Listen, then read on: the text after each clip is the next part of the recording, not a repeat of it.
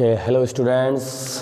चलिए आज की इस वीडियो में हम लोग फिर से एक अपने नए टॉपिक के बारे में आ गए हैं जिसका नाम है प्रिपरेशन ऑफ एमाइंस। और इसी में हम लोग अपने नए टॉपिक को देखेंगे, नए मेथड को देखेंगे और उस मेथड का भी नाम होगा रिडक्शन ऑफ नाइट्रो कंपाउंड्स।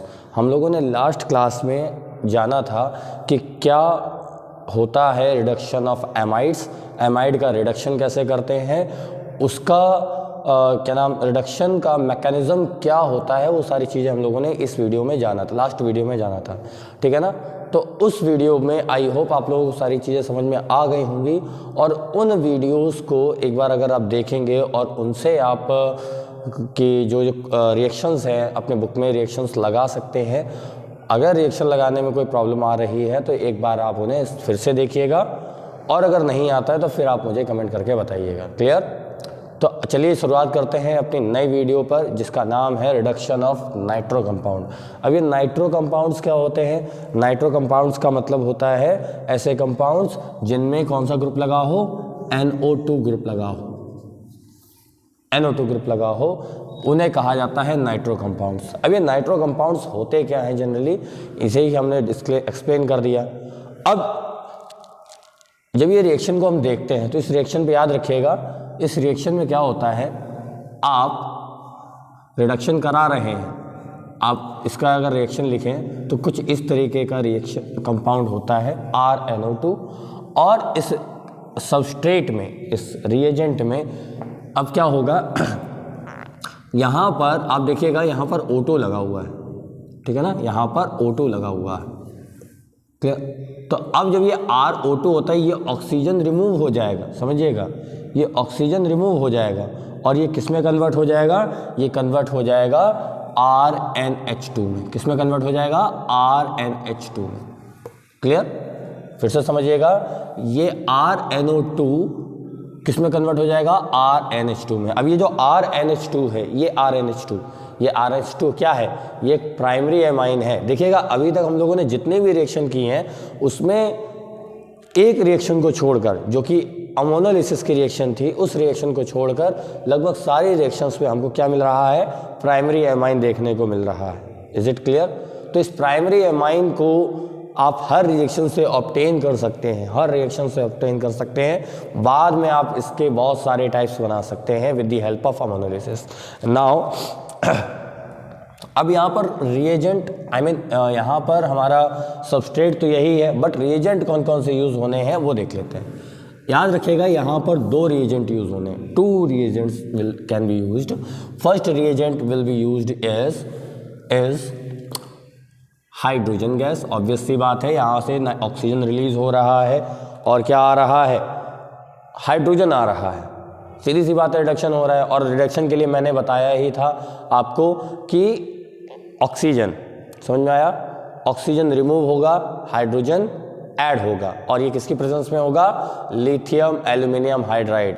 या तो आप उसको ले सकते हैं, फिलहाल इसका यूज इस रिएक्शन में नहीं होगा, लेकिन हाँ आप इसकी जगह ले सकते हैं हाइड्रोजन। क्लियर? हाइड्रोजन ले सकते हैं हम लोग। तो इस हाइड्रोजन को हम लोग जब यूज़ करते हैं तो मैंने आपको बताया था हम लोग कुछ कैटलिस्ट भी यूज़ करते हैं और इन कैटलिस्ट का नाम है पैलेडियम, निकेल और प्लैटिनम। क्लियर? तो इनका यूज़ भी होता है hydrogen with palladium, platinum and nickel, इनका यूज़ कर सकते हैं। एक और बात, ये तो इसके साथ यूज़ होगा ही होगा, बट मीडियम क्या लिया जाएगा? मीडियम लिया जाएगा एथाइल अल्कोहल। वाटर नहीं लेंगे इसमें हम लोग लेंगे एथाइल अल्कोहल। ये एथाइल अल्कोहल जो है वही इसमें मीडियम का वर्क करेगा। Clear? This is the first reagent. Now again second reagent की बात करें, that is most important because industrial level पे उसका बहुत ज़्यादा यूज़ होता है, ठीक है। तो और इसका नाम है Fe मतलब आयरन प्लस HCl। अब ये Fe और HCl क्या करता है? ये हाइड्रोजन प्रोवाइड करता है।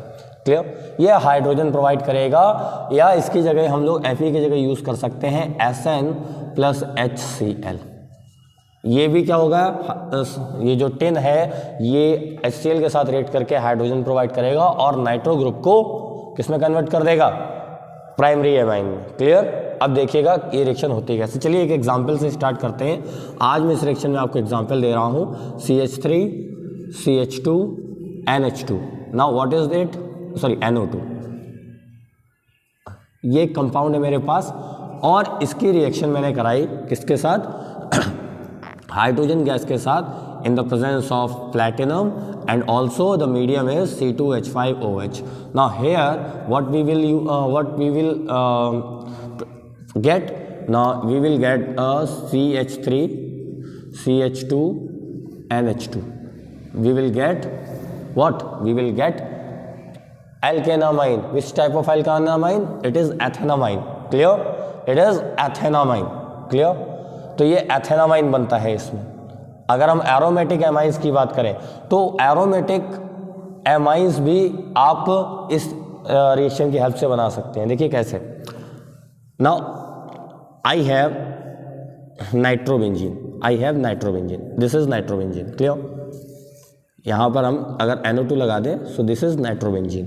तो अगर हम NO2 लगा सकते हैं और यहाँ पर आप चाहें तो हाइड्रोजन प्लैटिनम C2H5OH का यूज़ कर ले, या तो इस बार मैं यूज़ कर रहा हूँ Fe+HCl, या तो हम यूज़ करेंगे SN+HCl। इन दोनों की जगह यूज़ कर सकते हैं। याद रखिएगा Fe का यूज़ ज़्यादा होता है बिकॉज इट इज़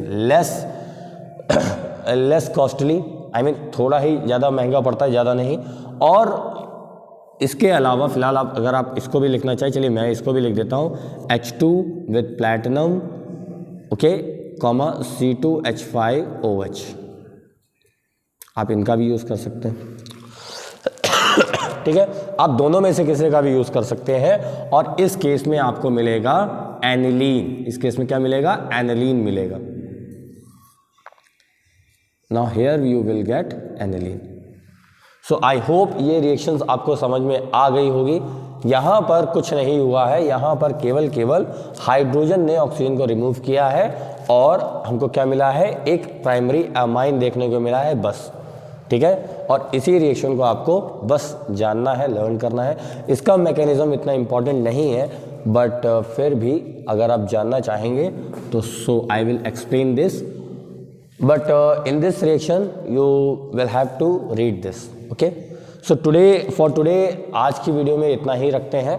इस वीडियो में हमने जाना कि कैसे हम लोग नाइट्रो कंपाउंड्स की रिएक्शन करके एमाइन बना सकते हैं, कौन कौन से रिएजेंट की हेल्प से बनाते हैं, कितने टाइप के रिएजेंट होते हैं, सबस्ट्रेट क्या हो सकता है हमारा, क्या ये एलिफेटिक नाइट्रो ग्रुप हो सकते हैं या एरोमेटिक नाइट्रो कंपाउंड्स हो सकते हैं, इनमें आप कौन सा कंपाउंड कैसे यूज़ कर सकते हैं और क्या किस टाइप का एमाइन हमको देखने को मिलता है। क्लियर? तो यहाँ पर हम लोगों को ये वीडियो समझ में आ गई होगी, अगर आई होप आपको ये समझ में आ गया होगा। और चलिए आगे बढ़ते हैं अगली क्लास में, जिसका नाम होगा reduction of Gabriel phthalimide. Okay, इस रिएक्शन का नाम है गैब्रियल थैलामाइड रिएक्शन। क्लियर? तो उस रिएक्शन को हम लोग अपनी अगली वीडियो में पढ़ने वाले हैं। याद रखिएगा that reaction is very most important reaction, because CBSE के एग्जाम में उस रिएक्शन का बहुत ज़्यादा यूज़ किया जा सकता है। Now if you are a CBSE aspirant in class 12th, then you have to study that reaction. So let us meet in next video. Okay, thank you and goodbye.